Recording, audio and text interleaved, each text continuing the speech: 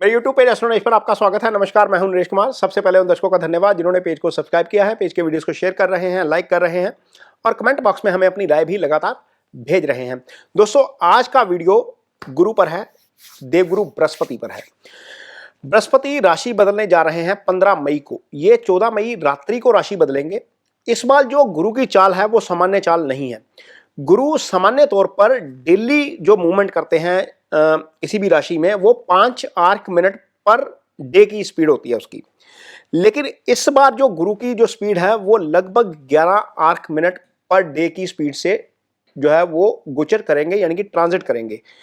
Normal speed में गुरु क्या करते हैं, 1 साल में राशि बदलते हैं।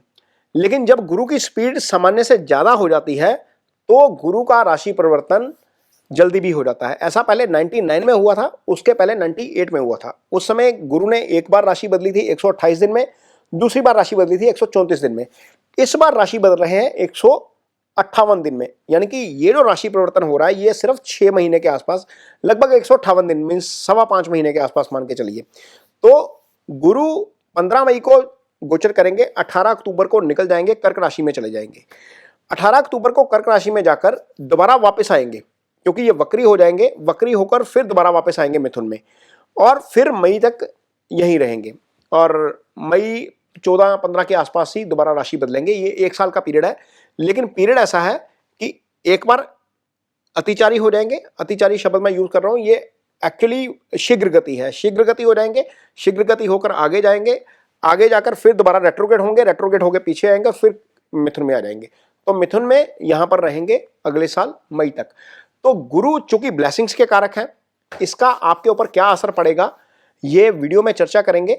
लेकिन इससे पहले एक बात समझिए कि गुरु कितने इंपॉर्टेंट हैं आपके लिए। आपकी कुंडली में 12 भाव होते हैं।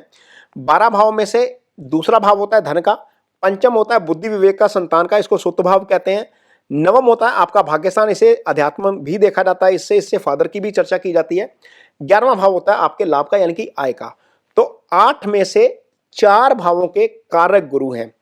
गुरु की 3 दृष्टियां हैं। गुरु एक स्थान पर जहां पर बैठते हैं उसको भी प्रभावित करते हैं, 3 दृष्टियों से भी प्रभावित करते हैं। तो आप इमेजिन करिए 4 भावों के कारक एक जहां पर बैठेंगे 3 दृष्टियां देंगे, यानी कि कुंडली के 12 में से 8 भावों के ऊपर गुरु का जो है वो इंपैक्ट रहता है। तो ऐसे गुरु जब राशि बदलेंगे तो आपके लिए क्या लेकर आएंगे, इस पर चर्चा करते हैं। तो सबसे पहले मेष राशि। अब बात होगी सिंह राशि के जातकों की। सिंह राशि के जातकों के लिए गुरु का गोचर जो है वो होगा 11वें भाव में। 11वां आपकी आय का भाव है। 11वें भाव में जब गुरु बैठेंगे तो 3 चीजें यहां पर करेंगे। जिनकी शादी नहीं हुई है उनकी शादी हो जाएगी। 11वें भाव में जब गुरु बैठेंगे तो यहां पर 5वीं दृष्टि देंगे आपके तीसरे भाव को। यह होता है पराक्रम का भाव। यदि छोटा भाई है तो उसके साथ आपकी ट्यूनिंग बेटर हो सकती है, उसके साथ अंडरस्टैंडिंग बेटर हो सकती है। यदि छोटे भाई को कोई समस्या है तो वहां पर चीजें जो है वो ठीक हो सकती हैं। गुरु जब यहां पर बैठेंगे तो सीधी दृष्टि जाएगी आपके 5th हाउस के ऊपर। यदि आपकी लाइफ में कोई नहीं है, आप सिंगल हैं, तो कोई व्यक्ति लाइफ में आ सकता है, कोई पार्टनर आ सकता है। लड़के हैं आप तो लड़की आ सकती है, लड़की है तो आप कोई लड़का आ सकता है। तो वो पंचम का एक्टिव होना अच्छा है। यदि शादी हो चुकी है, संतान की वेट कर रहे हैं, तो संतान जरूर आ सकती है, क्योंकि पंचम सीधा गुरु के द्वारा एक्टिव है। गुरु इस भाव के कारक हैं। यदि शादी नहीं हुई है तो सप्तम एक्टिव है। तो निश्चित तौर पर सप्तम और पंचम के सिग्निफिकेंस एक्टिव है आपके लिए। गुरु का गोचर वैसे भी अच्छा है क्योंकि गुरु आपके लिए पंचम स्थान के स्वामी होकर 11वें में बैठे हैं। सिंह राशि के जातकों के लिए गुरु की जो मिथुन राशि धनु राशि है वो पंचम में आ जाती है। गुरु पंचमेश बन जाते हैं सिंह राशि के जातकों के लिए। तो निश्चित तौर पर यह गोचर सिंह राशि के जातकों के लिए अच्छा फल करने जा रहा है। यदि आपकी कुंडली में गुरु की पोजीशन खराब है, गुरु आपकी कुंडली में 8th हाउस में है, 6ठे भाव में है, 12वें भाव में है, गुरु राहु केतु एक्सिस में है, शनि मंगल के साथ है, गुरु सूर्य के साथ आकर अस्त बैठे हैं, तो आपको निश्चित तौर पर गुरु की रेमेडीज कुछ जरूर करनी चाहिए। गुरु की रेमेडी के तौर पर आप क्या कर सकते हैं, सबसे ईजी रेमेडी जिसके लिए कहीं जाने की जरूरत नहीं है, ओम ब्रह्म बृहस्पतये नमः, ये गुरु का बीज मंत्र है। इसको रूटीन में आप जप सकते हैं, ये आपके लिए अच्छा है। दूसरी और सबसे अच्छी रेमेडी जिसके लिए आप ज्ञान का प्रकाश भी फैलाएंगे, आप गुरु को खुश भी करेंगे, क्योंकि गुरु ही ज्ञान के कारक हैं। किसी बच्चे की हेल्प कर दीजिए किसी भी तरह की स्टडी में, वो हेल्प एक पेंसिल के तौर पर भी हो सकती है, स्टेशनरी के तौर पर भी हो सकती है, कॉपी किताब के तौर पर भी हो सकती है, किसी की ट्यूशन फीस के तौर पर भी हो सकती है।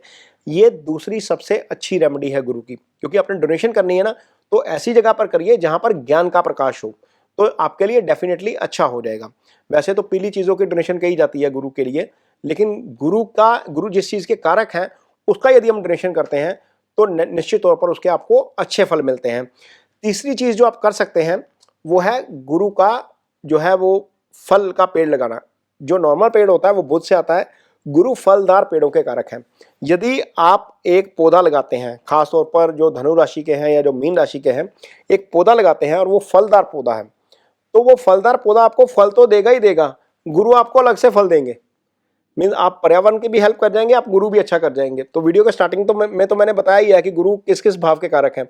धन में वृद्धि देंगे, प्रमोशन देंगे, संतान देंगे, भाग्य जगाएंगे। तो ये एक पौधे से हो सकता है, वो भले ही आम का पेड़ हो, अमरूद का पेड़ हो या आपका एप्पल का, कोई भी सीजनल पेड़ जहाँ पर भी आप रहते हैं, जहाँ पर भी आप रहते हैं उस इलाके का कोई भी सीजनल फ्रूट लगा लीजिए, गुरु उस पेड़ के कारक है। ये तीसरी रेमेडी है। चौथी रेमेडी, रूटीन में हम जब जाते हैं मंदिर में, तो मंदिर में कोई पीली चीज़ का दान कर सकते हैं, कहीं पर भी कोई पीली चीज़ का दान कर सकते हैं। वृद्धाश्रम में जाइए, अपाहिज आश्रम में जाइए, कहीं पर भी जाइए, पीली चीज़ का दान करिए। पीली दाल भी हो सकती है चने की, पीला प्रसाद भी हो सकता है। और यदि गुरु आपको लगता है कि थोड़ा सा ज़्यादा डिस्टर्ब कर रहे हैं, तो अटायर थोड़ा सा अपना येलो शेड में कर दीजिए। ये गुरु की हल्की हल्की रेमेडीज़ हैं जो बहुत ईजी हो जाएंगी। पुखराज उखराज तो खैर बहुत महंगा आता है, जिसको जो अफोर्ड करता है वो पुखराज भी पहन ले, लेकिन उसको पहनने से पहले ये ध्यान रखिएगा कि गुरु आपका 6, 8, 12th हाउस में ना हो। यदि आपकी कुंडली में गुरु 6, 8वें, 12वें में बैठा है तो पुखराज गलती से भी मत पहनिए, ये आपको नुकसानदायक हो सकता है। यदि गुरु केंद्र में है, त्रिकोण में है, 11वें भाव में है, तो उस पुखराज पहन सकते हैं, अदरवाइज इसको अवॉइड किया जाना चाहिए। तो ये कुछ गुरु की रेमेडीज़ हैं जिनकी कुंडली में गुरु खराब है, वो आप कर सकते हैं। ये वीडियो आपको कैसा लगा इस पर कमेंट बॉक्स में अपनी राय जरूर दीजिए। यदि ये वीडियो अच्छा लगे तो इसे शेयर जरूर करिए, पेज को सब्सक्राइब जरूर करिए। इसके साथ ही मुझे दीजिए इजाजत। नमस्कार।